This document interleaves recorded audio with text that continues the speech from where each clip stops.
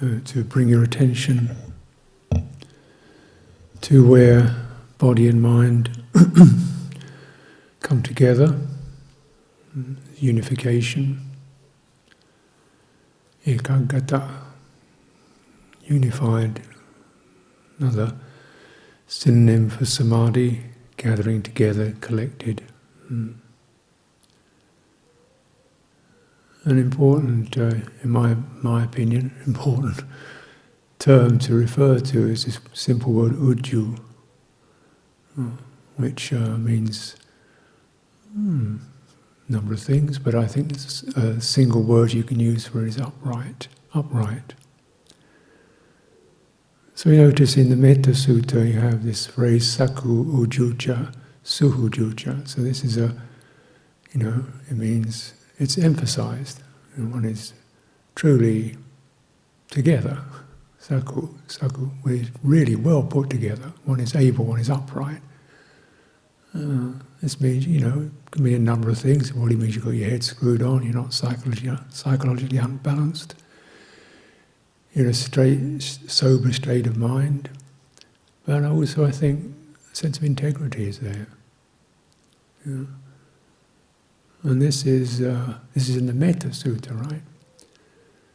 So before we even get round to, loving kindness as a phrase, you get, let there be saku ujuja, suhujuja, suvajo, gentle in speech.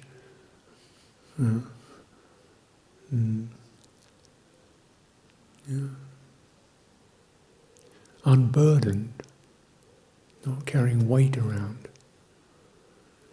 Self-importance, unburdened with duties, not constantly busy.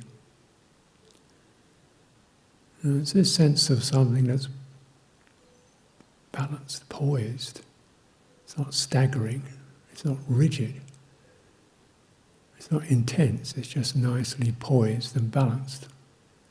This state of heart. And this is both to do with clearly a sense of moral integrity. You've got nothing you're ashamed of or trying to hide or furtive or impulses, crazy impulses running out. You're collected, integrity. You're soothing and gathering yourself in your own integrity and ironing out some of these defects that do occur. There's a moral sense to that. But it's moral not in the sense just of righteousness, but of rightness. I think it's very important to realize this phrase, it comes in the Metta Sutta, where the emphasis is on how am I with others.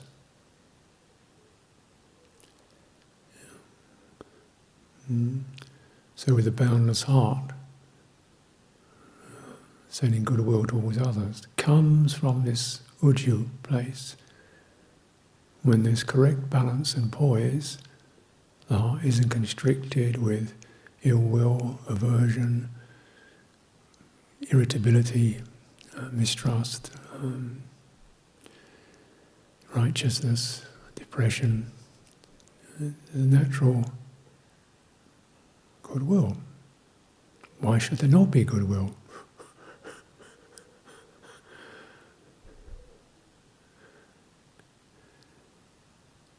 Is it such a miracle? The sad thing is that it's sometimes deficient. But it's not that you have to create it so much as just stop uncreating it, stop blocking it. And nature is relational, we sense each other, there's a natural sense of some kind of empathy and sympathy and how is she doing and what's happening there, and we're interested in each other. And if you kind of, really prune that right down, not say getting on the details, but just a sense of, isn't it natural to feel, sooner people were happy than they were suffering. You sooner they felt well than they were sick. That's called goodwill. And you linger in it, and it becomes quite radiant and brightening and transformative. When you linger in it, you linger in it, cultivate it, develop it, you see the world in rather different eyes. You don't see stupid people, you see people who are getting confused. Oh, and compassion. You don't see, lazy, careless people. You see people who are a bit confused or hasty, or pressure of duties. Mind is not gathered.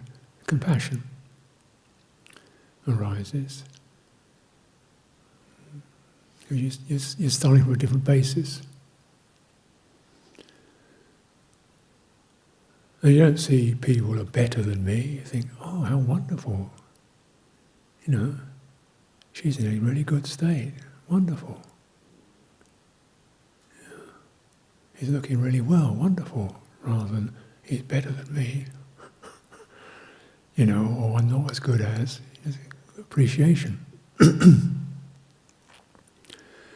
Equanimity. You get the sense of things will change. Let's just stay tuned in. Let's not give up. Let's not grab hold of success. Let's not cower at things going wrong and complain and get bitter. Just things will change. Stay tuned in. Beings are working out their karma, going through their ups and downs. Let's stay tuned in. Don't give up.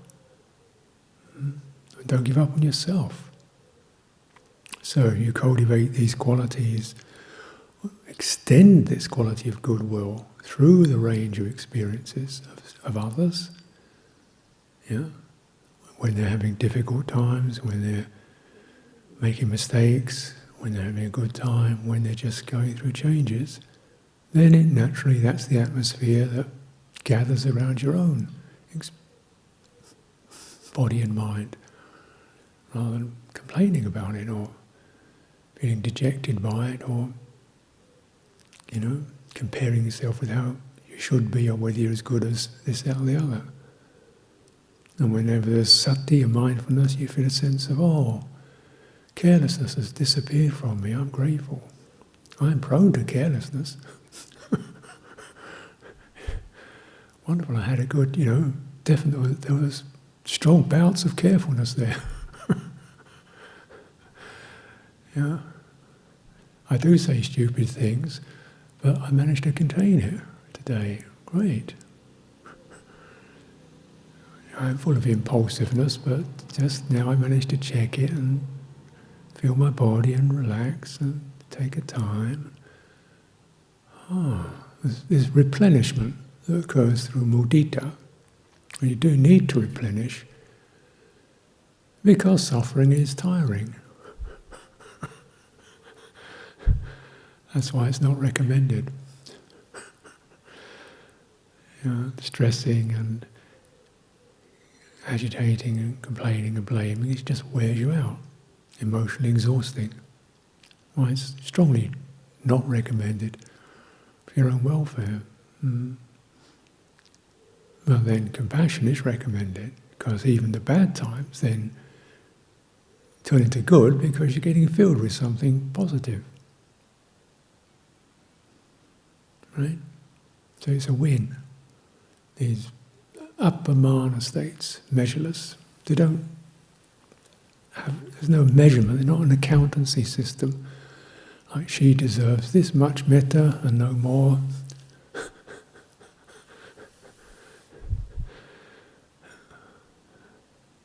And only to one I like on a good day. Certainly can start off being pretty measured and limited, but the idea is you linger in the sheer quality of it. This is nice stuff.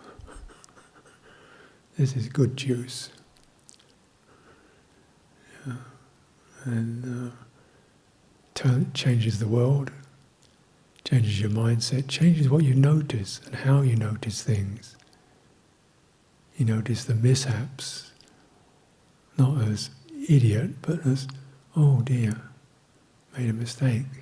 Probably going to feel upset about that. Compassion. So the signs change, the nimittas change, of what signifies the world. And all the time you're getting good juice. Because these are not just kind of fanciful ideas, they are emanations of the heart, and the heart is not... I mean, I'm not just talking about the physical heart, I mean that there's a whole world of experience that's not material, but not abstract, right? The material world, we call it the material world, is kind of rocks and trees, and then abstract is dialogues of Plato or something, or nature of pi, or these kind of purely abstract. But this primary world of meditation is called like the fine material world, where it's to do with qualities that definitely have a palpable effect. They affect your mindset, they affect your nervous system. Probably the easiest way you can recognize it, call it nervous energy, but that's nearest to it. So when they're getting these qualities of metta, karuna, mudita, upekkha, they're going to work through the nervous energies, and it's even rewires the brain. And still, certain areas of the brain seem to light up more, but this is just neurology. But anyway, this is certainly something that was known and felt and experienced in the time of the Buddha. Well, they didn't even have neurology, but they could certainly feel those emanations.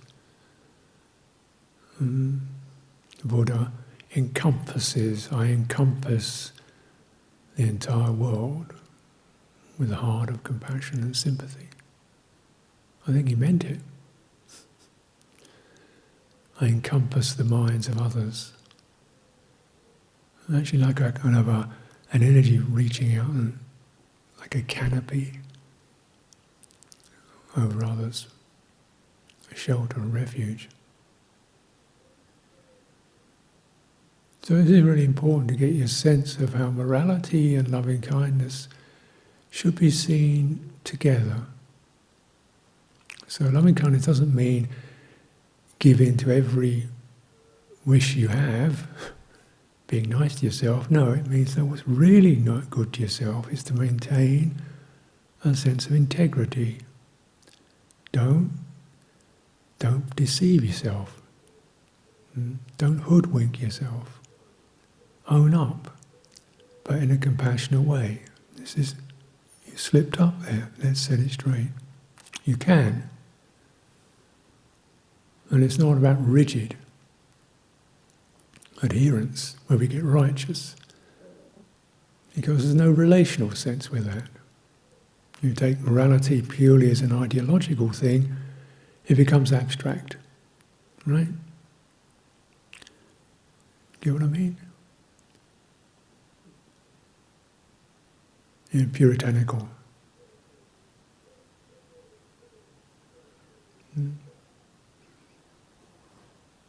Where it's hard. And there's no quality of generosity, compassion, kindness with it. It's not related to people, it's related to principles. It's not related to the human world, it's related to some notion. And so particularly as we cultivate our vinaya, this is an understanding to keep clear. You can get very picky and refined on some rules, but then does it make you get uptight, tense, judgmental, neurotic, obsessive? Isn't it about maintaining relational integrity with regard to other creatures, other humans, your own body? So you're not letting the asava, the outflows, sweep in and take over. And so a lot of ill will can be disguised under righteousness. And we see this very much in righteous religions. And they're quite capable of slaughtering people by the thousands for the sake of what's right.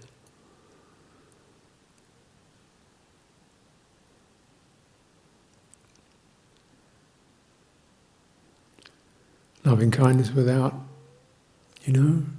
Integrity is just always giving in to every whimper.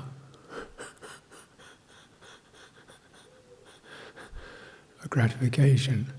So you keep these two together, then you have uju.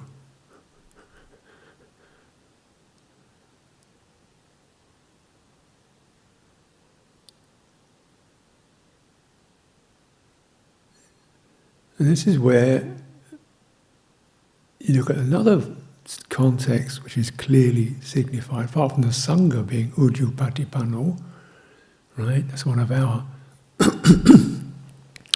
characteristics, or the characteristics of a true Aryan disciple is the uju patipanno. Practice upright, practice uju, practice with integrity, directly, however you want to word that, but same term. And of course, in looking at Anapanasati, one goes to the root of a tree, saku uju, uju kayang, upright body.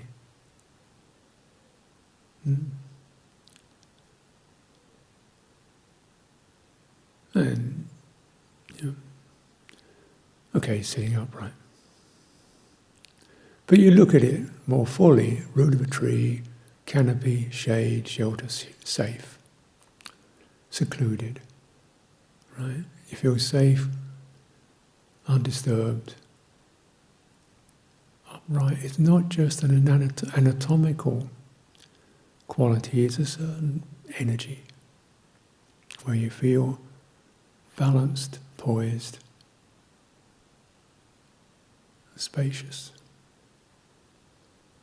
You're not compressed upright. You're not like a soldier, military. And you can just, again, to elaborate on that, you can imagine being a forest dweller.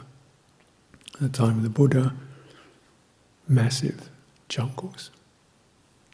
You've got to be balanced to get around in that environment without treading on something that's going to bite you. You've got to really be gathered together in your body, on your toes, but not tense. Like a gymnast. You get tense as a gymnast, you can't do it. You get loose, you can't do it. You've got to have this inner poise. Ready, collected internally. But certainly not oblivious externally. You don't get through a forest like that. So it's an interesting quality because it's open to what's around, but it's not going out. Open, poised, stable. Not clamped down, constricted, but not going out. Okay. And this is called Viveka. You withdraw, and often some of the most, well, they're all significant and important feature of how we meditate is how we, gradually, over a few minutes maybe withdraw from the external engagements. Just slowly, that's not enough of that, finish with that. Oh, it's just agitation. Okay, calm that one down. Okay, remember this. Come back, where's the body? You're gradually withdrawing back to this center, the upright center of the heart and the upright axis of the body. Roughly spinal. So you're drawing back to that. And that, the two fit together, don't they? Because you say, okay, let's get serious now. When you speak your real truth, when you're acting with integrity, what happens? Do you get something sort of rises up and is very straight in your body? You're not going to be waffling. blaming, excusing, prevaricating, just straight. Be straight. What happens? You can feel something, I can anyway, something lights up in the body. Yeah. If this is your last moment, I'll tell the truth now. And you go, right. You stop faffing around. Now, this is not supposed to be a crisis where we get anxious, but it's just that power of truth to draw us upright, morally, psychologically, and I would also say somatically. You stand tall. You stand on your own 2 feet and you become tall. Right? You can feel it.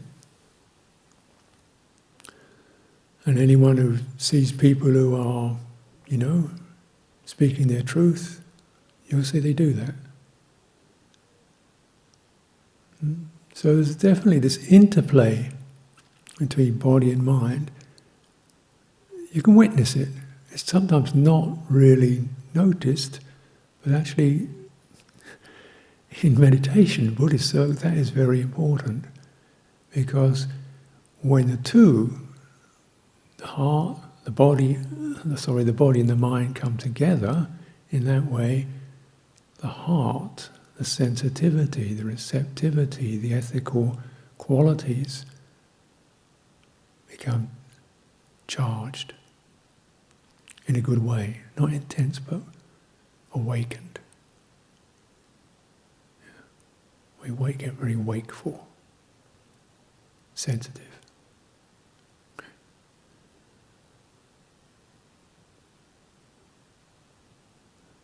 That's why in that particular mode you do have the sense of the tree, you're covered, you've got the ground beneath you, you can feel it. You're standing your ground. Yeah? And then that upright axis becomes apparent.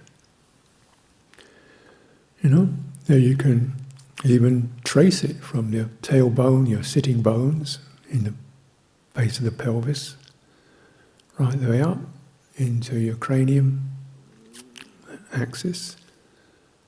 And if you maintain that, spread your awareness across through that, with a sense both of upright integrity and balanced state of mind. Balanced state of mind. Give it time. Give it time. Gradually it will begin to amplify and become charged. I don't want to mean like too intense about that, but you certainly feel that inner presence. It will happen by itself. As you're withdrawing energy from the external, going out, you withdraw it, you give it a proper channel to return to, it will go there. Very important then not to concentrate.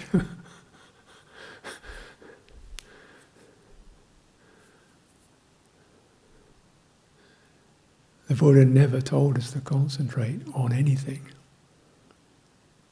He said, samadhi arises when the mind is happy. The mind is happy when the body is steady.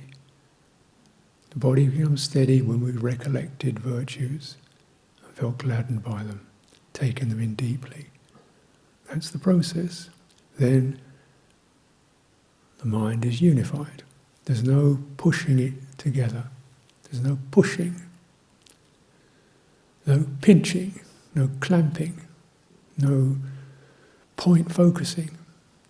It's not there.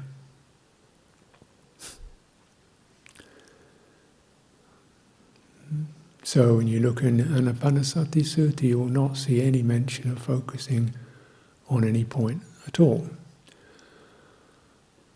And of course, people do whatever they feel is helpful. But personally, I like to just go back to that. And what if I just really work on upright, because that's what the Buddha says. He doesn't say anything other than that. And then just mindfully know breathing is happening. And the rhythms of that, in and out. Why don't I just do that? Since that's what he said, apparently. He didn't say count the breaths, he didn't say focus on the belly, nose. So maybe you could do that, but why don't you just start with the basics and see where that takes you.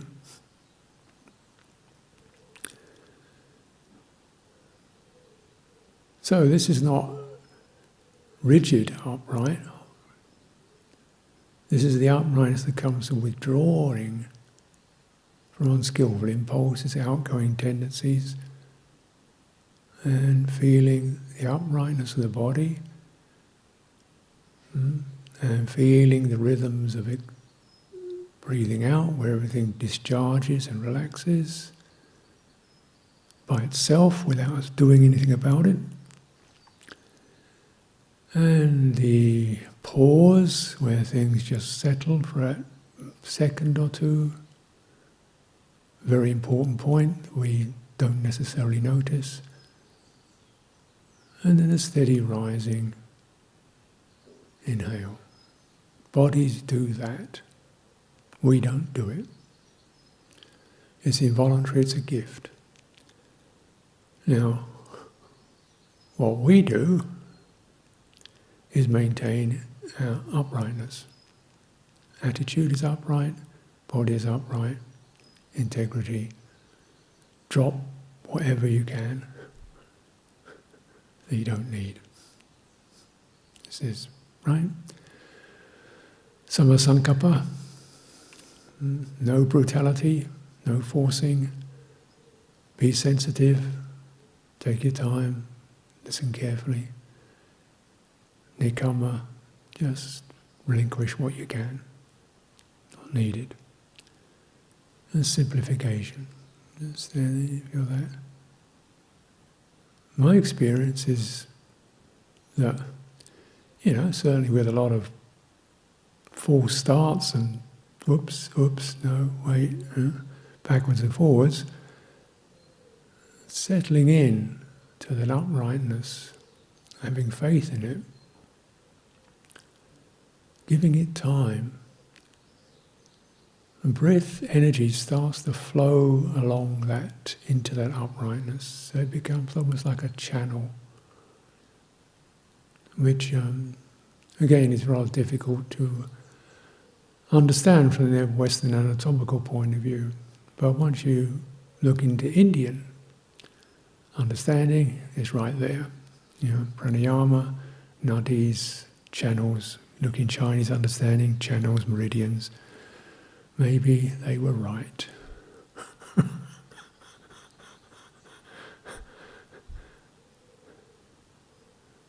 And that as this occurs, there's a subtle energy channel, or if you don't like the word energy channel, there's a sense of an upright center that the breath, breathing energy flows into, and it becomes a pleasantly, subtly flexing inner form.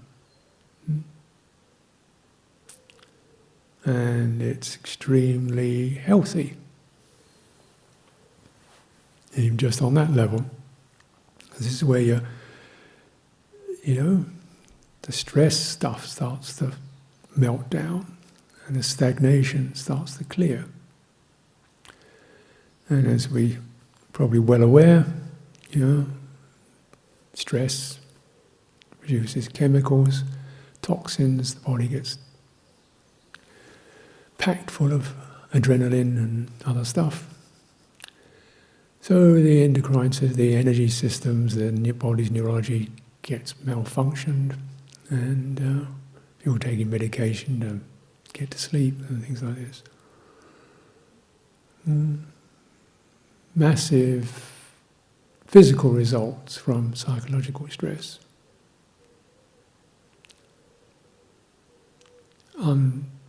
Unquestioned. Right? So now, the predominant classical system of de-stressing is breathing in and breathing out along that channel, that upright axis. People get so stressed they can't breathe properly anymore. It's just all diaphragm, tight diaphragm. So you've got to forget the anatomy. Focusing on your diaphragm can tighten you right up.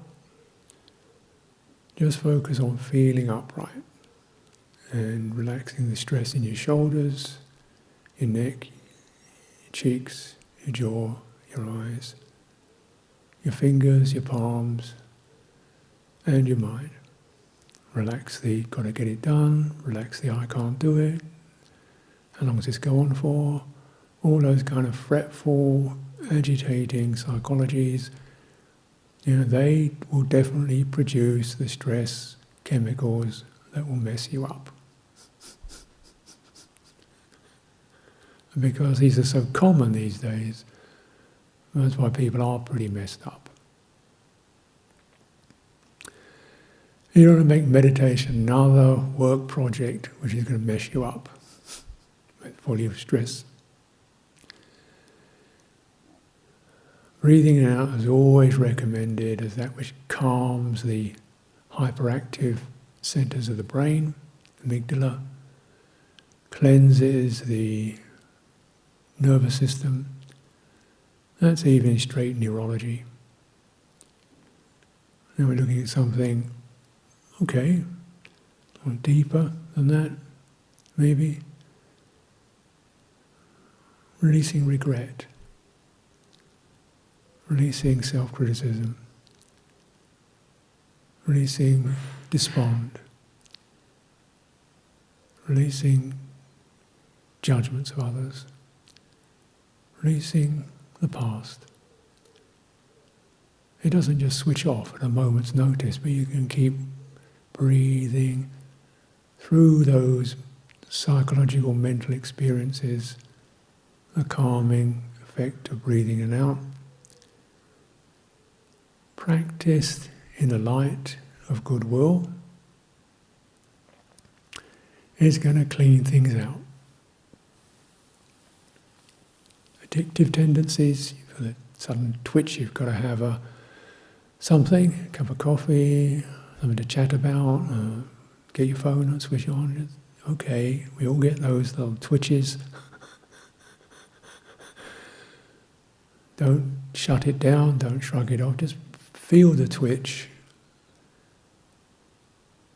in your nervous system, in your heart.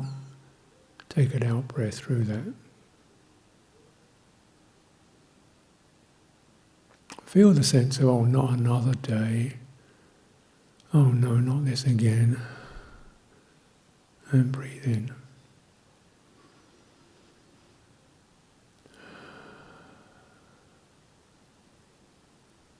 Feel the sense of, I don't want to have to do, I don't want to make this is my turn anyway, and they did it yesterday and I can't, it's so hard. Yeah, just take an in-breath. And take an out-breath. Don't mess around with even worrying about this stuff. Feel it, this is the conditioned realm, these are the acquisitions that occur. No point going to a tribunal now. Let's just clean up. Breathing in, breathing out.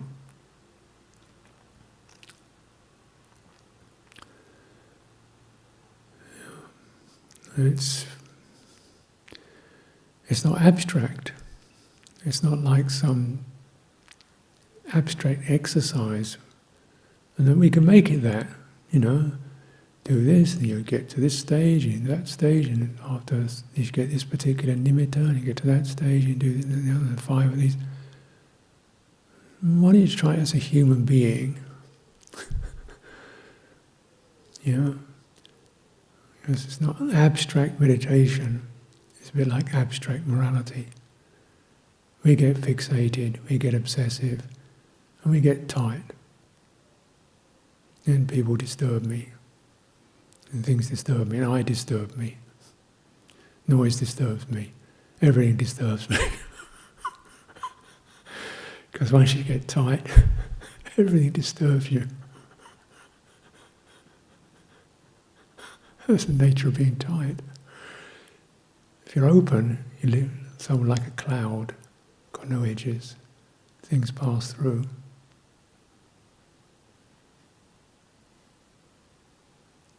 There's no resistance, things pass through, there's no jangle.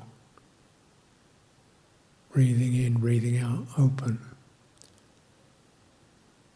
Root of a tree, secluded but not locked in. World of cicadas and creatures moving around, but you're not interested. You're interested in upright. You're very interested when you're getting a bit irritable, and you practice breathing out through that.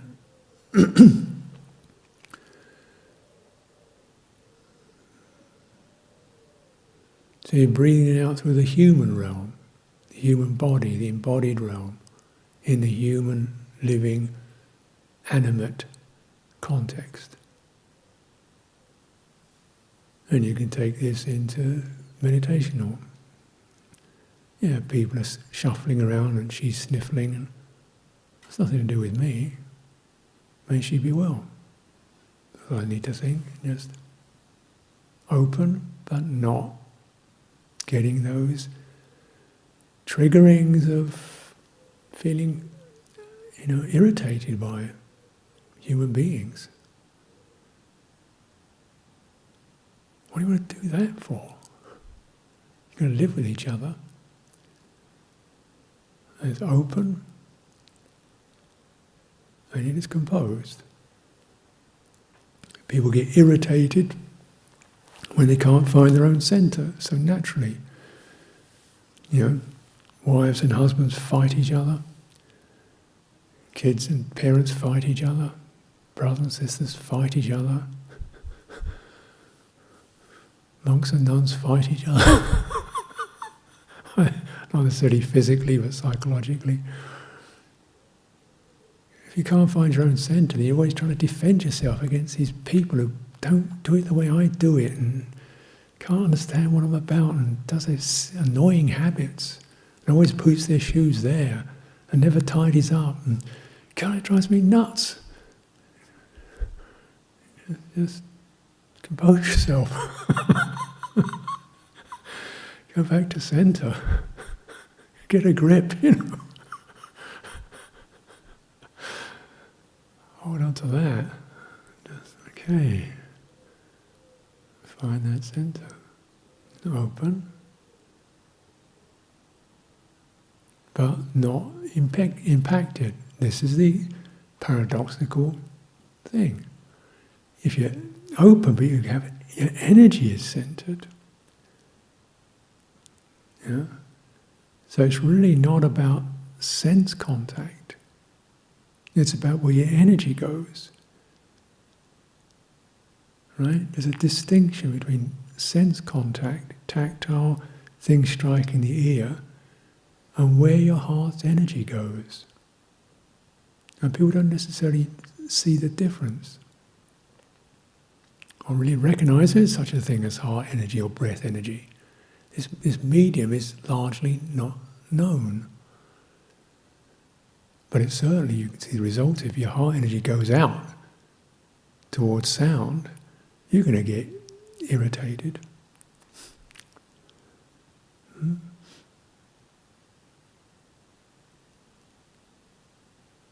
Like, Ajahn Mahabhu's monastery, Wat Pa Bandar, they had these jungle chickens running around, making a hell of a kerfuffle.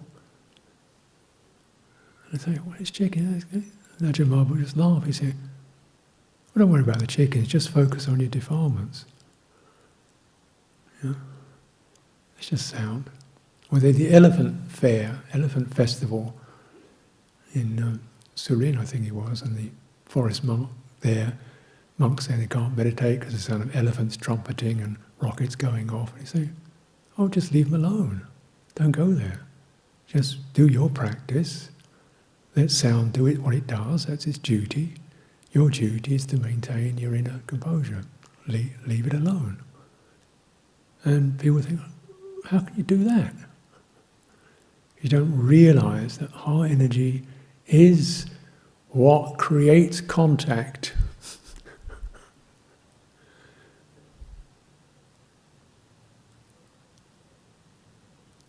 Passa is not something striking the ear, it's something striking the heart. Because your heart has gone to your ears. What's it doing out there?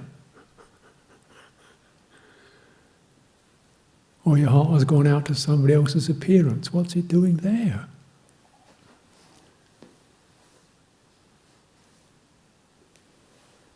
That's why you get contact. And then why you get agitated, because your heart's gone to the wrong place.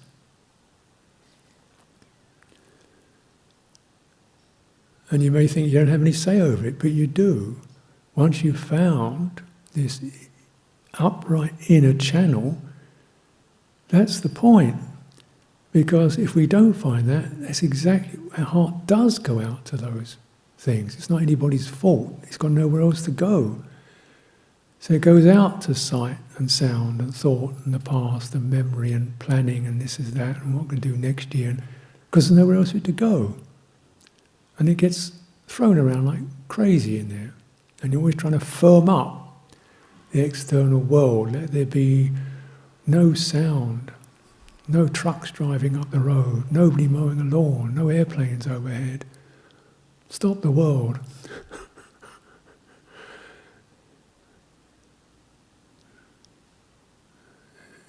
How stupid is that? Your heart doesn't go there, you've got somewhere else to go. So you really cultivate that inner axis. In many ways it's for your health, just properly bodily function on a very basic mundane level.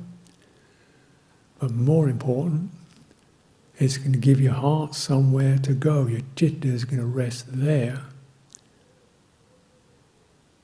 and be satisfied there and steadied there and free from its desperation, its anxiety and its itchiness and its sadness. Free from its sluggishness and inertia and imbalances. You make it attractive, so you enjoy your breathing. It's a great gift. Imagine when you come into the room, you just come out of a smoke-filled, somewhere else, a smoke-filled fire, and there's clean air. Wouldn't you be glad?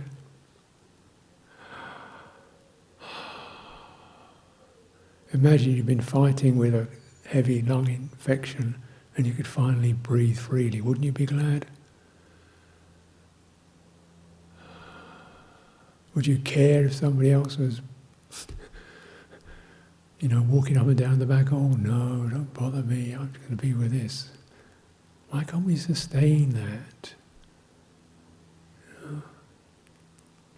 And this upright axis gives you a place in your psychology, in your attitudes, and in your own body.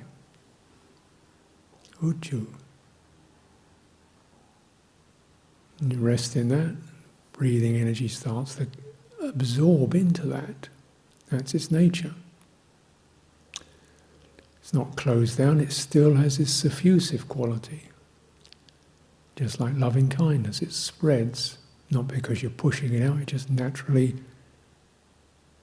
spreads, it suffuses like mist through the entire body that you can experience and the mind. And it cleans out the dry and the compressed states. But remember, you don't do it. Your job is to maintain the upright, return to it. You're upright. Not anybody else's upright, but yours.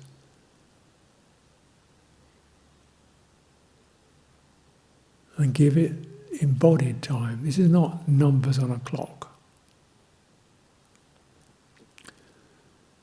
Bodies don't know that. But you'll feel a sense of the body gathering in and steadying, and release the time boundary. And you're going to find everything, the mind begins to stop being so anxious, linear, much more receptive, and this is when it's mystical experience, where boundaries of time and space disappear. And these are felt realities, they're not, they're known, described, mentioned straightforwardly in the suttas. Just there it is, all laid out. Yeah? And this is our possibility. And when we cultivate this way, you're going to feel your own collectedness.